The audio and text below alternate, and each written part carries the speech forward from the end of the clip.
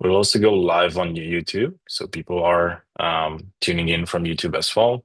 In the meanwhile, let me quickly check if everything goes well on that side of the things. Okay, we're live on YouTube as well. GM everyone, welcome to today's session. This is the first workshop of the Reignite Hackathon. I hope you all had a great kickoff call yesterday and already forming teams, brainstorming your projects. Just to give a quick recap, yesterday we launched the Reignite Hackathon with $33,000 in start prizes across 5 different bounties, plus a bunch of opportunities for additional funding and possibly a spot for the startup house in Cannes. That's for each CC8. So just to do a quick housekeeping before we start, if you haven't joined our Telegram group yet, please do it. I'll share a link in the chat below.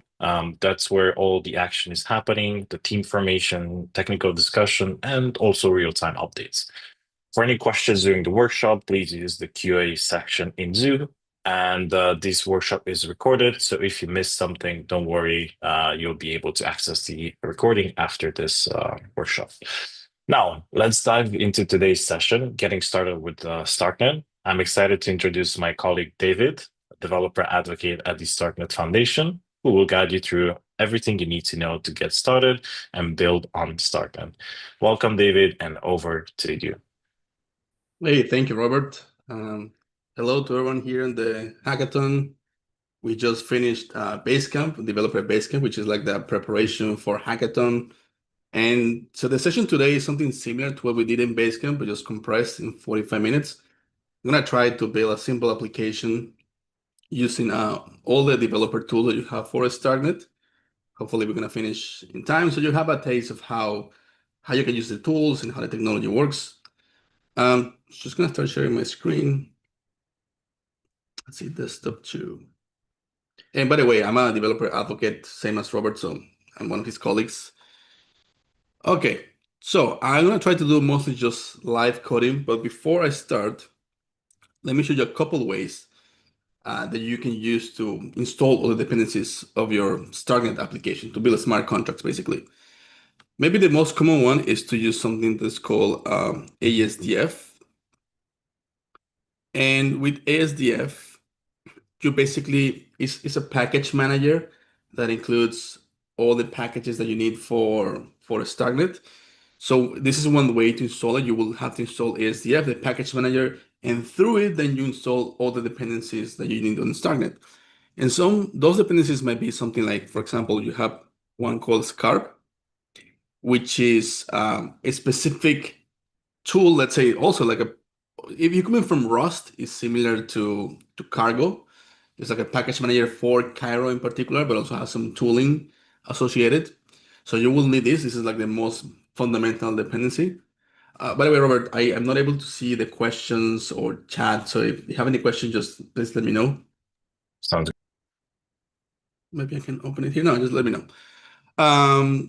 That's dependency number one. Dependency number two is a testing suite, right? Because that is the fastest way to get a feedback loop of what you're building, just to write a test, integration test in this case.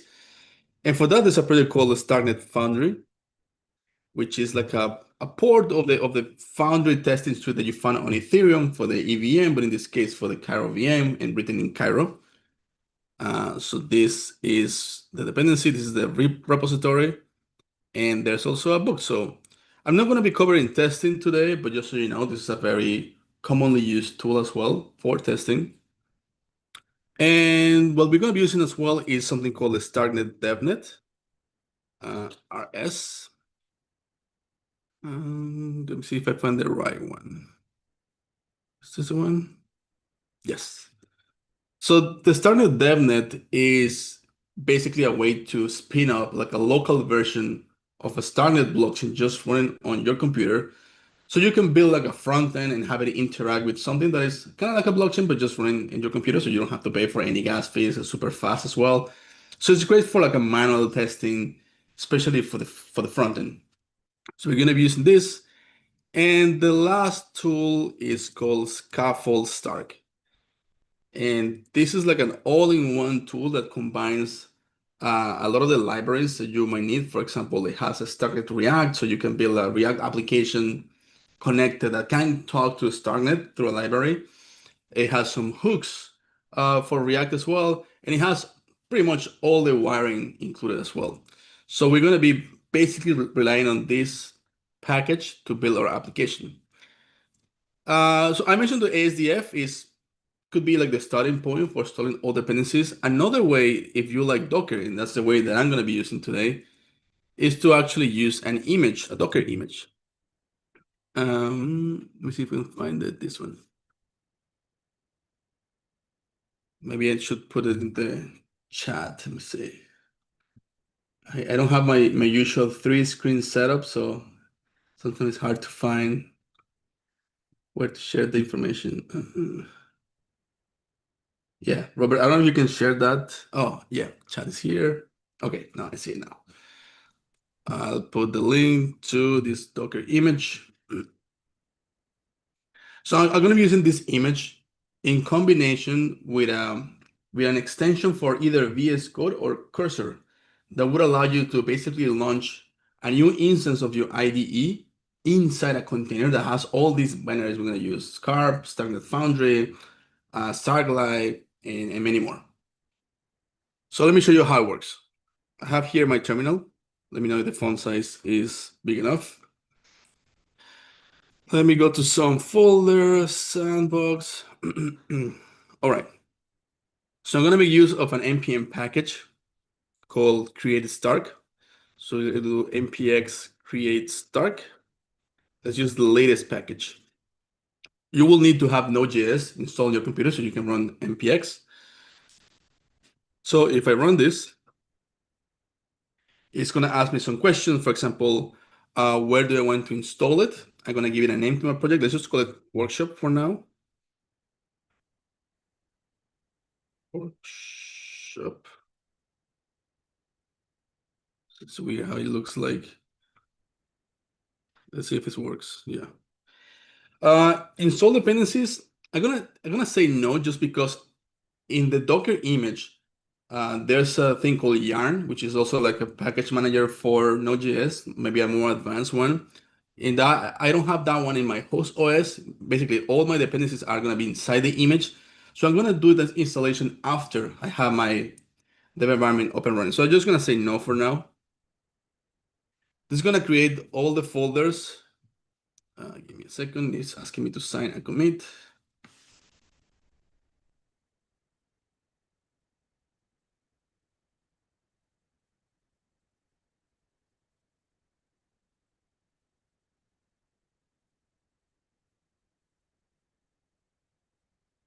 Okay.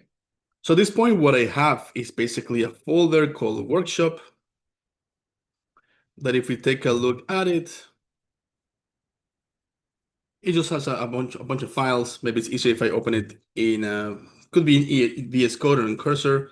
I'm gonna use just VS Code this time, but I'm gonna show you with Cursor as well how it works.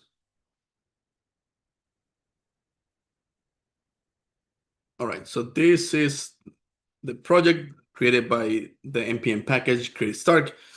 And what it has is a couple of packages. It has, of course, the front-end dependencies defined here. It has some of the tools you're going to use. You say you're going to use Scarp, Starknet Foundry, Starknet Dev, then specific versions. This file is used in conjunction with ASDF, so it will know which particular version of the dependencies to install. But if you want to use Docker, what it actually takes into account is this file called devcontainer.json. And in this file, you can see that it's saying, I'm gonna use this particular image, the Starknet Foundation Starknet Dev 2.11.4, which is the one that I was showing you before that has all the same dependencies available here. It's just instead of coming from ASDF, it will be coming as a Docker image that's gonna run as a container. So this is gonna be the connection. And for this to work seamless with Cursor or IE, you need to have a specific extension that is called dev containers, right? This is developed by Microsoft. It's a very common one. So make sure that you have that enabled or installed in your IDE before you attempt to reload the IDE inside the container. So let's take a look now, some of the files. Actually, before taking a look at the files, let's relaunch the IDE inside the container. And for that, you can go to View Command Palette, and there's a command called dev container colon rebuild and reopen in container. So if you click that, you're gonna see that the IDE is gonna close and it's gonna reopen, but it's gonna download the Docker image. So you need to have Docker running in the background. And you can see that I have it in my case just because if I do Docker version, Docker vs, yeah. So in my case, it is running. So you need to have Docker running in the background. Again, this is just one way to manage dependencies. So okay, I'm gonna rebuild and reopen in container. So now it's gonna create a container based on the image that I defined. So now when I open my integrated terminal, you can see that I'm inside the container that actually now has all the binaries that I need. For example, if I do scarp version, you can see that I have the scarp 2.11.4. This is in the container. If I do SMForge, this is the testing suite coming from Starknet Foundry. I also have 0.41.0, which coincide with the versions that the tool is expecting, right? This is a scaffold Starknet. So create a Stark creates a project based on scaffold Stark. Other tool we're going to use, the Starknet DevNet 0.4.0, similar here. And then we have more tools like a Starlight, like a CLI. I forgot what else we have. We have also Yarn, I think. We need to install it the first time. Okay, 3.2.3 Yarn. So because now I have everything available here, I can do Yarn install. So I can install all the front-end dependencies that I say no at the very beginning. Now I'm gonna do it because I have Yarn in the Docker image. So let's install those things. And let's wait a little bit until it's completed.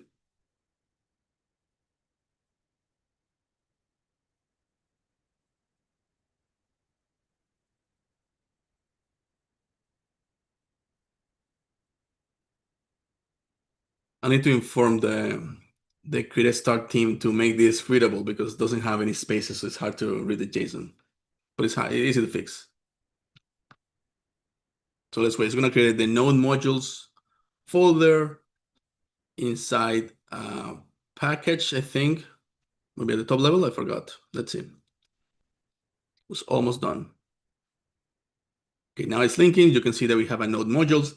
And this is what's called a monorepo. So there's more than one project within this configuration or this package. Actually, we have two packages already in this project. One for them, this is for the front end. So everything that is front end related is going to be in this folder called Next.js. And everything that is blockchain related to Starknet is going to be inside this folder called SN Foundry. Okay, the linking, okay, it's finalized, the linking, all right. So let's take a look some of these files. So let's go to the SN Foundry, where anything that is related to smart contract is present. So let me close some things. All right, so what do we have here? We have in the SN Foundry, you will have to go one level deep into the contracts. And here you see the scarp.toml. So this is a configuration file for Scarp that's going to define, for example, what is going to be the addition of the prelude. So how many things you want to bring by default into your smart contracts. Very similar to cargo.toml in the case of Rust, because cargo in a way is inspired by Rust. It's not the same, but it's inspired even in the case of the package manager. You can see that we're going to be using version 2.11.4 of a Starknet. And this is important because you can use Scarp in Cairo as a general purpose programming language that is not a smart contract. It's just you want to create like a regular program, like think of it like a Python program per se, but in a way that you can prove its execution. But you can also use it for building smart contracts for a Starknet. So if that's your purpose, you have to let Scarp know by adding this dependency. Say, hey, I want this spec to be specific for building smart contracts, not just for a general purpose programming. So that's what it's doing. And then we have a couple of components that we're bringing by default. And components is the way that Scarps allow you to reuse code. So OpenZeppelin has a whole library of Cairo components that you can use. It's been audited, it's secure. In this case, we're bringing two of them the access module, basically for things like checking ownership and then token if you want to handle ERC20 contracts. You can bring more things. And actually, to know the whole list of things that you can bring as dependencies on your project, dependencies on the blockchain side, you can go to scarp.xyz, I think. This is the registry of all the dependencies. Did I note this? Okay, maybe a Scarp registry, Starknet, let's find it.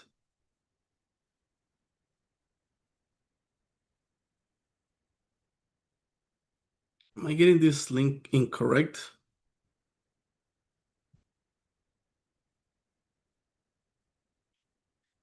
Mm, mm, mm, mm, mm.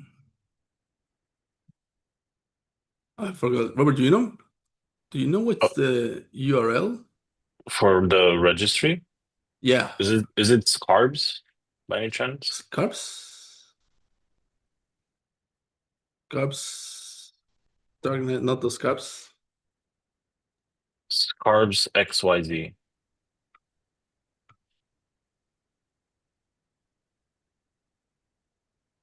Oh yeah, plural. All right. So here you can see all the packages that you can import, and you can see that if you search for Open Zeppelin, and you're gonna see all the things available. That you can bring the whole thing if you want. It's gonna bring a lot of packages, or you can just choose specifically what is that you want to bring from Open Zeppelin. In this case, you can see we're bringing access and we're bringing a token that should be here somewhere. So you have a whole suite of things that you can just reuse. You don't have to reinvent the wheel every time. So that's one of the benefits of using Scarp. You can reuse code using something that's called components. What else? And then you have also some developer dependencies like the testing suite. Uh, the rest is not that important. I'm not going to cover that in this course. But okay, let's take a look at the actual smart contracts. So there are two files here. There's a lib.cairo and then is your actual smart contract. So lib.cairo is like the entry point of your project, at least for the blockchain side. It is usually used just to import other dependencies, right? You can have multiple smart contracts in a single project. So this is basically say, hey, I want this to import a public module with this name, right? It is basically going to a file with the same name, your contract. So in here you can see that this is like a sample a smart contract that comes as a default when you install a project with this with Scaffold. I'm just gonna show you how to run this like a spin off the front end so you can interact with it, but then I'm gonna delete it and just build a simple one just step by step. But just so you know, it comes with some coding included. Then you have it also comes with some tests included. These are using Foundry. Disregard this issue here is just the plugin, the Cairo plugin for syntax highlighting needs to have an update because it's not recognizing these attributes. That's fine. This code works. It's just the extension. So just to verify that everything is working, I'm gonna first of all gonna compile my smart contract by doing yarn compile. What it's gonna do is gonna take this smart contract and it's gonna compile it to an intermediate language that's called Sierra, because that is the actual version that you will need to deploy to either mainnet, to testnet, or your local devnet. Is the Sierra version of your smart contract.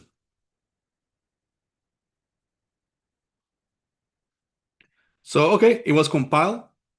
And when it finishes, it's actually the files are added to this target folder, dev, and you can see here, you get this is the Sierra, and this is something that's called the CASM, right? I don't want to go into too many details, but you will need those two files to deploy to your target network. Okay, so now that it's compiled, I'm gonna start this local version of a Starknet that you can run for manual testing, the Starknet devnet by doing the command yarn chain. So this is now running a blockchain, basically, locally, Starknet blockchain. And you can see that it comes with a few things pretty fine. Let me close some stuff to make it easier to read. You have, for example, it's gonna self-identify as Sepolia, even though it's a local DevNet, but that's how the ID that it's using. It comes with some tokens already pre-deployed for you. For example, an ERC20 token for ETH for using Ethereum, or sorry, ETH the asset on Starknet or in your local DevNet. And it also comes with the token for Stark. And you need this too because you usually you have to pay gas fees with either one, and eventually only with Stark. But they come available when you deploy the local DevNet. It also comes with something called the universal deployer. This is a little bit more advanced, but just keep in mind when you deploy a smart contract, there isn't a command to per se deploy it. You do it through a smart contract called the universal deployer contract or the UDC. This is usually transparent to you. The tools take care of that, but just so you know, it is a smart contract and it exists at this particular address in your local DevNet. And then it creates a bunch of wallets that you can use for manual testing. For example, in this case, it comes, I think, with 10 wallets. You can see the address, you can see the private key, the public key. And they're all pre-funded, so they have a bunch of ETH and a bunch of Stark only for local testing, right? So you don't have to every time just deploy a wallet locally just to see that it works. Okay, so this is running. It's just waiting. This is an RPC server. So I'm gonna open a new terminal because now I'm gonna deploy uh, the front end, which we haven't looked at it yet, but we take a look at the SM Foundry package, but the other package is the Next.js package, and this is just the front end. So in here you can see that we have basically a React application. What I want to do is I want to deploy this front-end application. No, sorry. What I want to deploy it is the actual smart contract to the local DevNet. So I want to, because we compile this, we have the Sierra version. Now the Sierra version is to be deployed to the local DevNet. So that's what I'm going to do right now. And you do that by the command yarn deploy.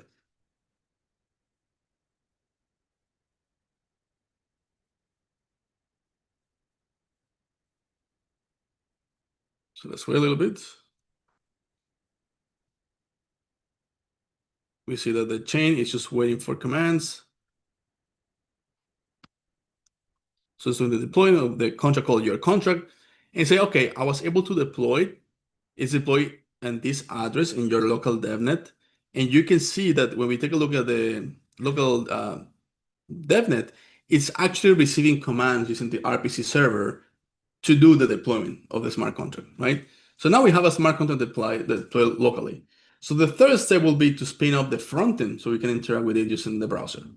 And that's when actually it takes into place this Next.js folder because that's a React application that you can use for interacting, or you can use just to build your actual system that you want to build, the UI for your application, for your project. And to start that front end, we just do yarn start. So it is now working, and we can now open it in localhost 3000. So if I come here to my browser, localhost 3000 should load up a UI. And there you go. So this is the default UI that comes with the scaffold. You will eventually replace what you see here with your actual project, but it has a way to interact manually with your smart contract, right? So you can see here, this is your contract available at this address 2DC4, that if you take a look, that is the address that it was deployed to. 2DC4, so that is the same smart contract.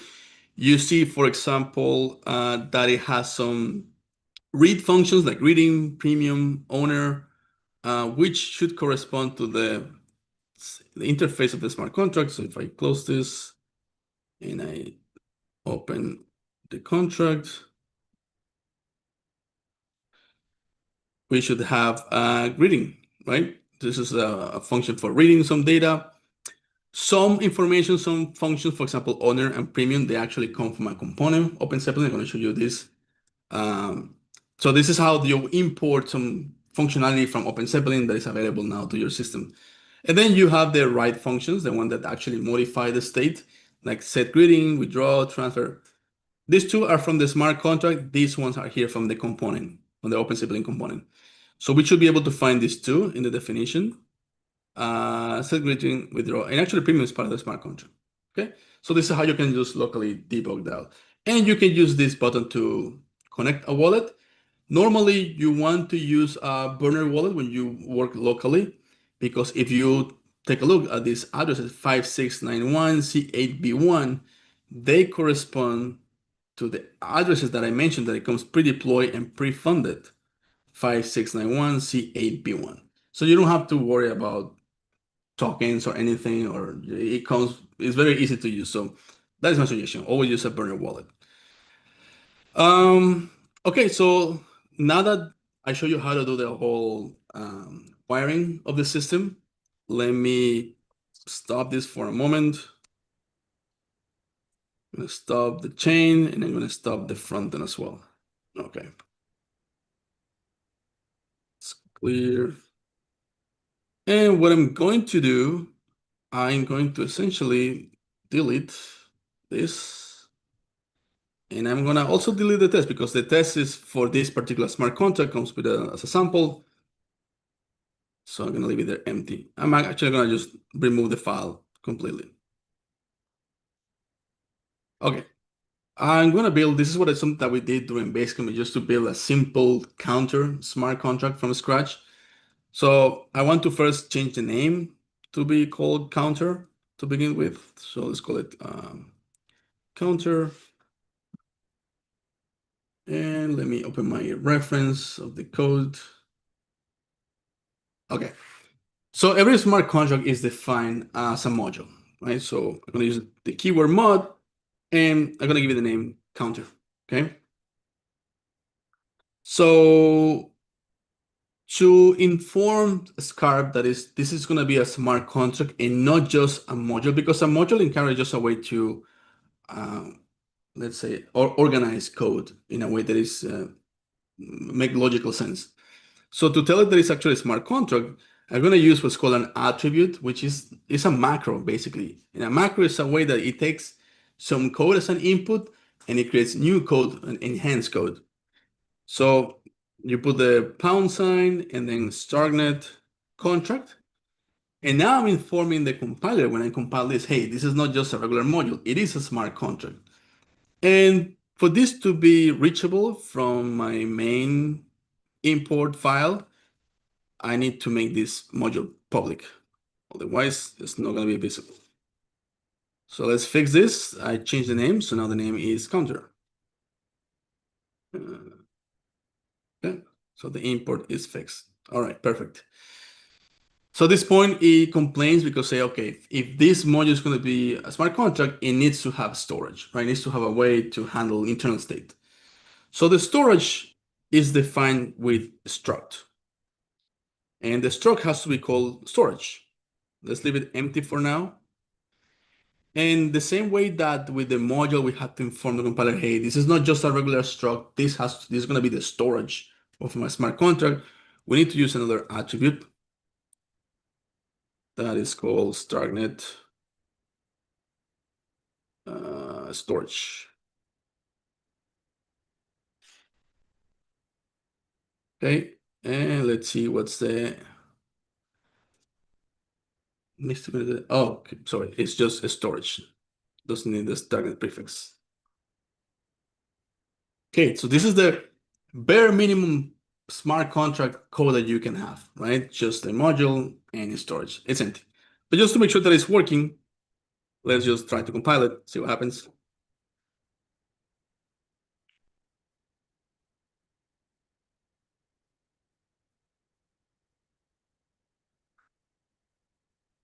Robert, let me know how I'm doing with time as well. So good. We have like 15 minutes left, so we're good Okay, on time. okay, good. Perfect. So the code is valid, but it's doing nothing, right? You have a smart contract doing nothing. So let's add some functions here. Because it's a counter, the one thing that I'm gonna want to track internally is a value, a counter, right? What is the value of the counter? So let's call this counter. Now I have to define what's the type of the counter. And in Cairo, you have different types. Felt is like the default type of Cairo, which is similar to an integer, but I would recommend you to never use it unless you really know what you're doing. It's always better to use an unsigned integer, that it could be 8, could be 32, could be 16, could be 64, whatever the size. That's an optimization technique of what size you want to use. In this case, you're going to choose unsigned integer of 32 bits.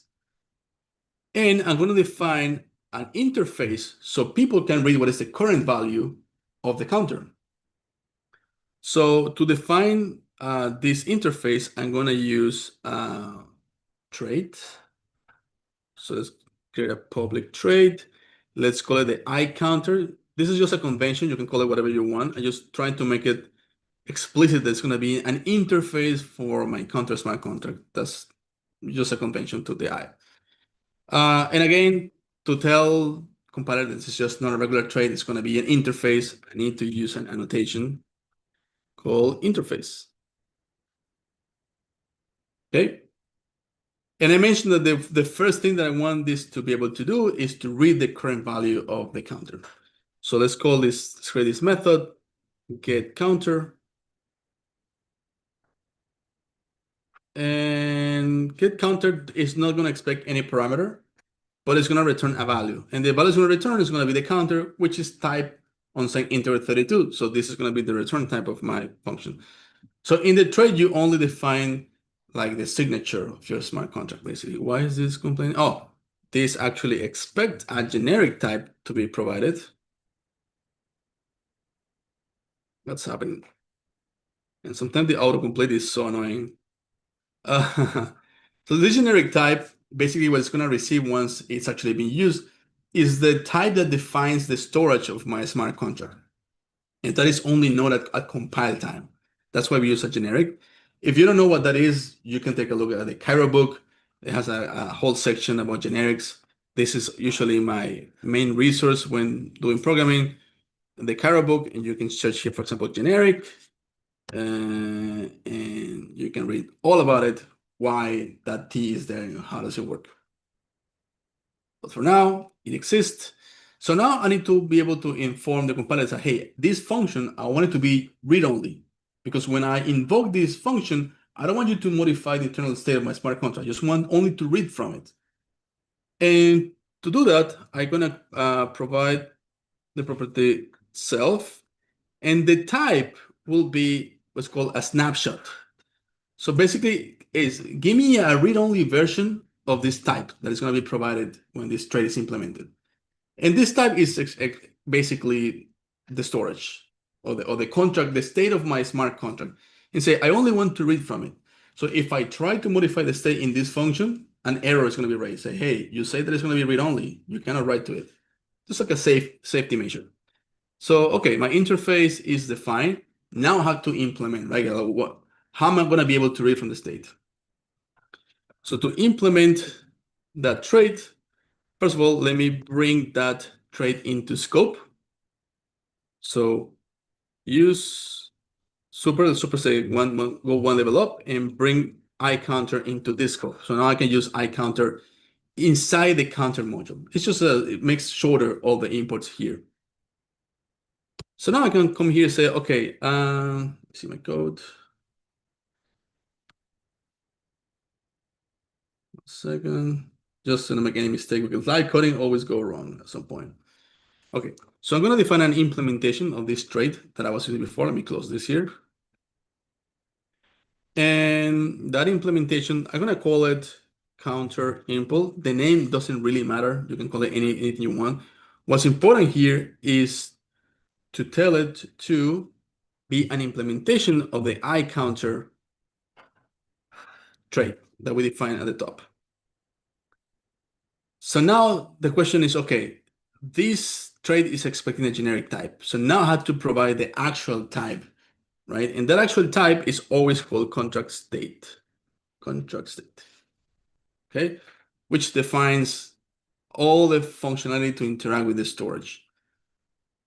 So great, so this is fairly say, okay, cool, you want this to be an implementation of this trait, but you're not implementing this function yet. So let's implement that. So we're gonna come here. I'm just gonna copy this definition. But now instead of the just being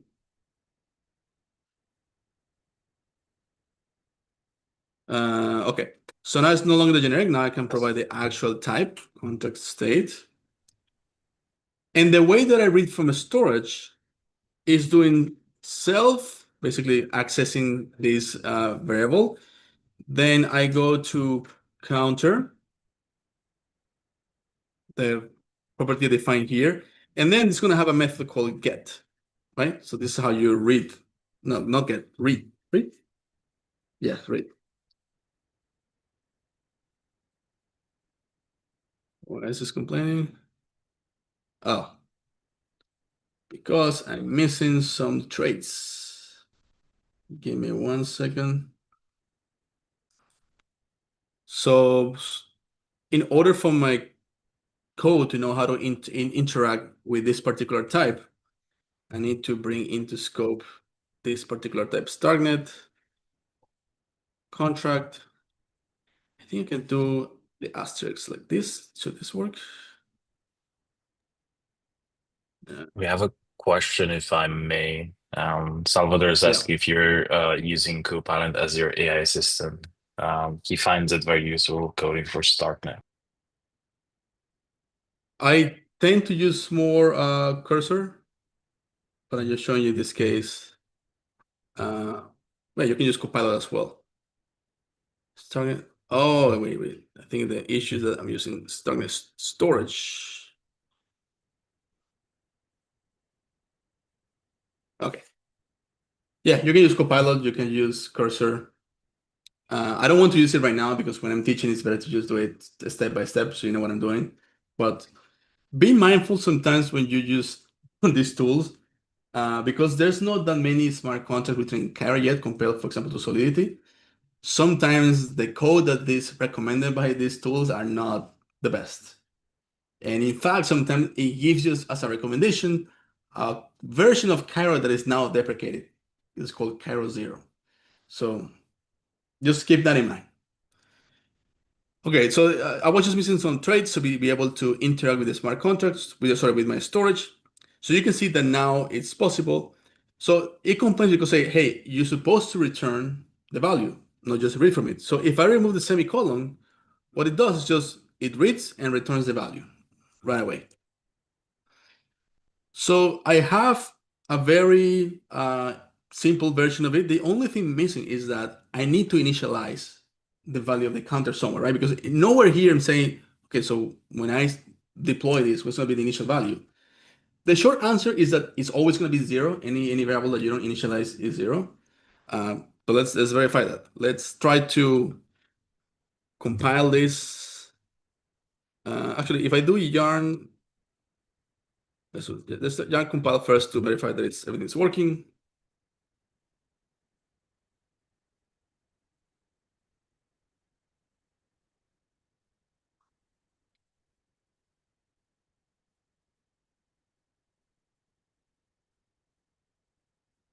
It is working. If I try to deploy it, it's gonna fail because by default, the project is expecting a smart contract called your contract, right? Which is what it came by default. So I need to make a small change. You have to go to this folder called script.ts and deploy the TS file here. And you can see that this is where the deployment happening, right? So instead of saying your contract, I'm just gonna call it counter. Because I don't have a constructor, I'm just gonna comment that out. So this, just make sure to make the change because otherwise it's gonna try to look for a smart contract called your contract, which doesn't exist, blah, blah, it's gonna fail. So this is where you modify the name. So now I can actually let's run again the blockchain or the local version of the blockchain. And let's try to deploy to it. Yarn deploy. Let's see if it works.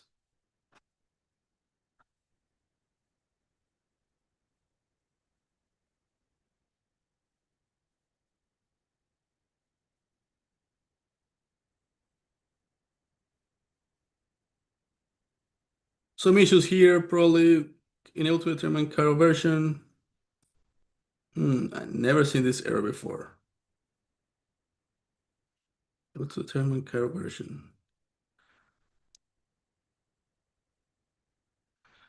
I'm thinking that maybe this is missing. Let me do some changes. Let me grab the whole import statement here, like this. And also, I'm going to define a constructor because maybe this is what's also complaining about. The fact that it doesn't know how to initialize the value. So it needs to be a function called constructor. And this function is going to receive the first argument is going to be the actual state of the storage, contract state. And we're gonna, write counter to 0. But again, just to tell you that it's just not any function, but a constructor, I need to use this attribute. Okay, let's see. So I have a function called constructor, which is annotated with the attribute constructor. So let's try again to deploy this, which is going to try to compile and deploy only once.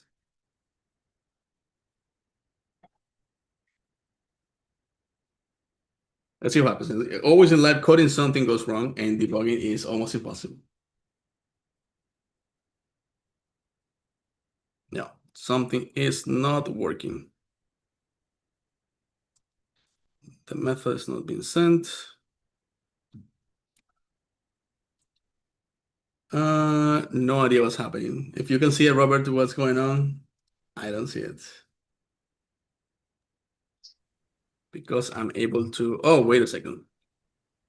I modified this, but now I do have some arguments. No, I do not. Let's make one more change. Let's provide the init value. E32, init value, so it's not just to 0.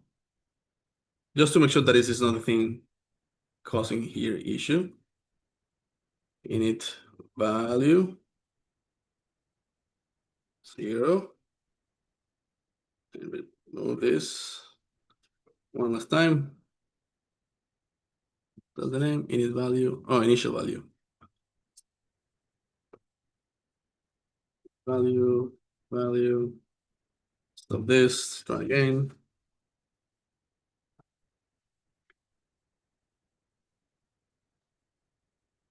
Oh, I know what's missing actually. Just the error was not very descriptive. I was missing also this, an attribute here, because otherwise it needs to know that this interface is going to be the public API of the smart contract. So let me try one more time, and this should work.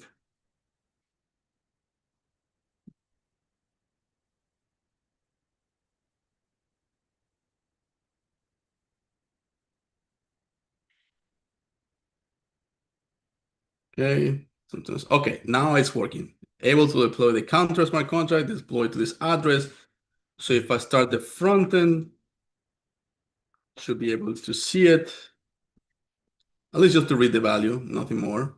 If I refresh this.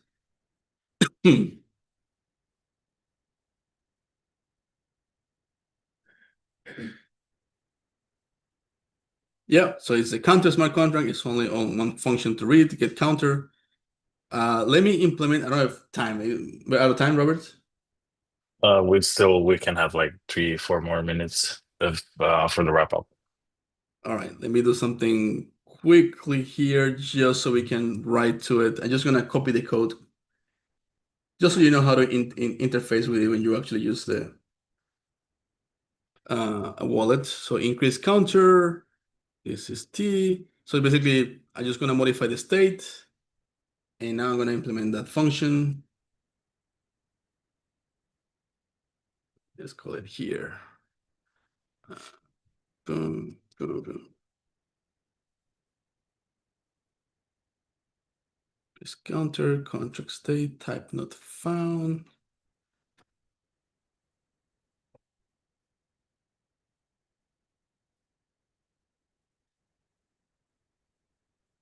Okay. Right, so this should allow me to increase the smart contract. So I'm gonna have to redeploy it. Yeah, deploy.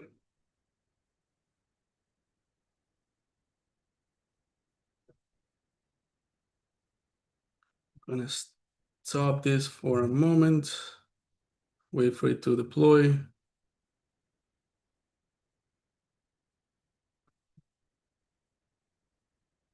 Okay, so now I can do a yarn start once again.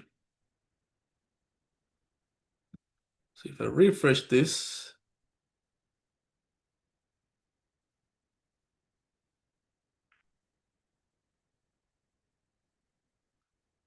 I have now a write method, increase counter, which requires me to use a burner wallet.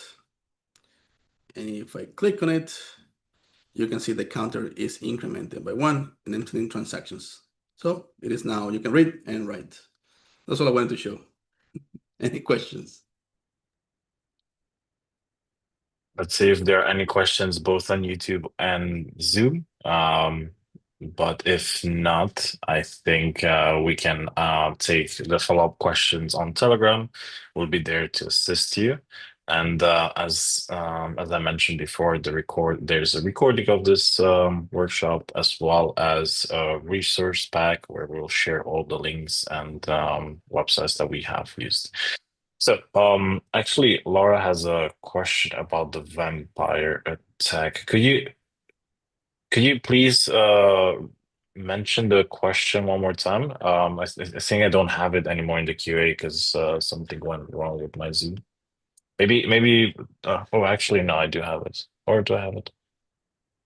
So the question is, can I make a vampire attack to a live Kairos service smart contract? Because I think I can do better using the Starknet scaffold. As a context, I want to add that their Kairos contract is published on GitHub without a license. I'm not sure I understand. What do you mean by vampire attack? If I If can I can use use, existing smart contract with scaffold. I mean, you can run things locally for sure, but that's not going to affect the state of the actual smart contract deploy on mainnet. So, I mean, it's just going to be for you to play around, but it's not going to affect the actual smart contract. You can actually run the DevNet in what's called fork mode, that it only reads from really mainnet or testnet, but it doesn't modify. Hopefully that answers the question. Yeah, you can use fork mode. Yeah. Cool. Well, I think that's it for the Q&A session. Thank you, David, so much. That was a great introduction to Starknet fundamentals, essentially, with all the necessary components for everyone to get started and start building. Before we wrap up, just want to remind a few things. If you have any follow-up questions on this session, drop them in our Telegram group. We have all the mentors there and to help out with any questions. We'll take a 10 minutes break from now, and we're preparing for the next workshop that starts at 2 p.m. UTC, so that's 10 minutes. It's build Starknet dApps fast with Scaffold Stark. This is all about speed, perfect for hackathon timeline. And remember, this is the first day of, or actually, it's the second day of the Reignite Hackathon. Teams are forming in the Telegram group right now, so don't miss the chance to find your teammates. And that's it. Thank you, David, once more for giving this workshop, and thank you everyone for joining. I'll see you in